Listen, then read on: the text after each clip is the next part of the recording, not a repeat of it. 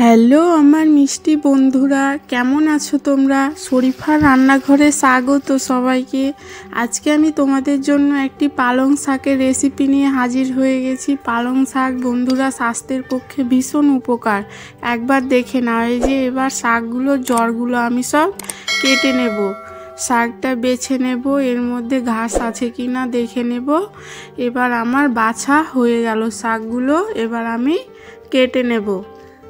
এই যে এইরকমভাবে ধরে দু হাতে এইভাবে ধরে কেটে নেব ছোট ছোট টুকরো করে।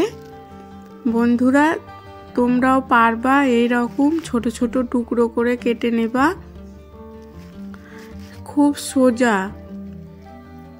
এইরকমভাবে একবার তোমরা শাকটা ছোট ছোট টুকরো করে কেটে দেখো, খুব ভালো লাগবে।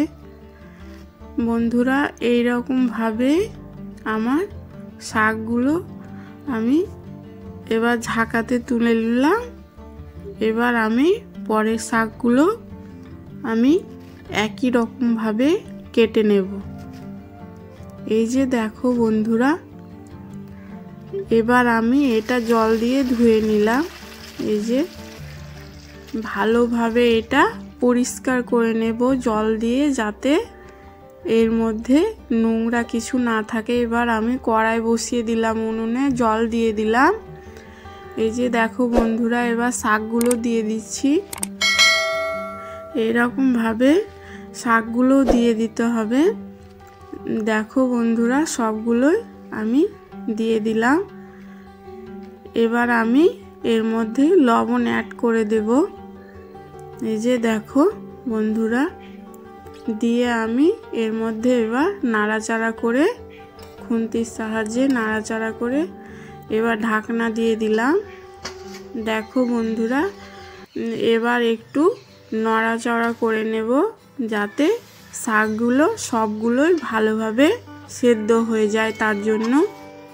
এই যে দেখো বন্ধুরা, এইরকমভাবে নাড়াচাড়া করে নেব, যাতে সেদ্ধ ভালো হয়। আবার ঢাকনা দিয়ে দিলাম, দিয়ে কিছুক্ষণ রেখে কি সুন্দর শাকটা হয়ে এসছে প্রায়। দেখো বন্ধুরা কি সুন্দর হয়েছে, সবুজ সবুজ কালারের শাকটা।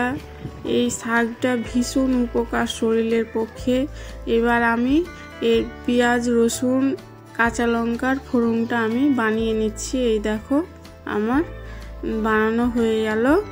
বন্ধুরা এই শাকটা একবার খেয়ে দেখো, এর স্বাদ ভুলতে পারবে না, এবং এই শাকটা স্বাস্থ্যের পক্ষে ভীষণ উপকার। বন্ধুরা একবার এই শাকটা খেয়ে দেখো, খুব ভালো লাগবে।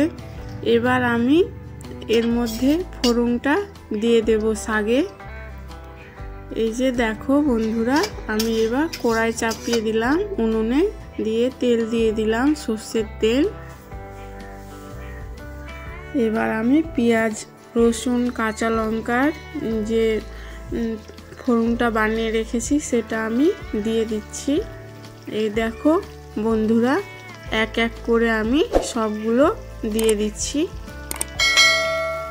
এই যে দেওয়া হয়ে গেল। এটা আমি এবার ভালোভাবে নাড়াচাড়া করে নেব খুন্তির সাহায্যে। এই যে এইরকমভাবে এটা ভালোভাবে আমি নাড়াচাড়া করে নেব।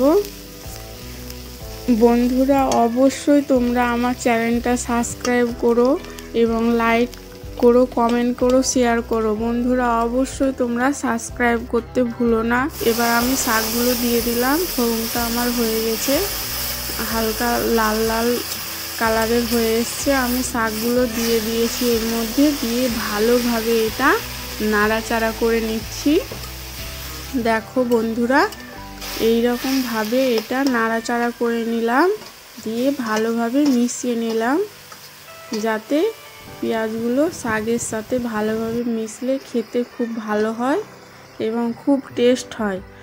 বন্ধুরা শাকটার কালারটা কি সুন্দর এসছে, ভীষণ ভালো লাগছে। এই শাকটা বন্ধুরা আমার ভীষণ মজাদার এবং খুব পছন্দের খাবার। একবার তোমরা এইভাবে বানিয়ে খেয়ে দেখো, ভীষণ ভালো লাগবে বন্ধুরা। অবশ্যই ভালো লাগলে আমার চ্যানেলটা তোমরা সাবস্ক্রাইব করতে ভুলো না এবং লাইক শেয়ার কমেন্ট করতে তোমরা ভুলো না। সবাই ভালো থাকো।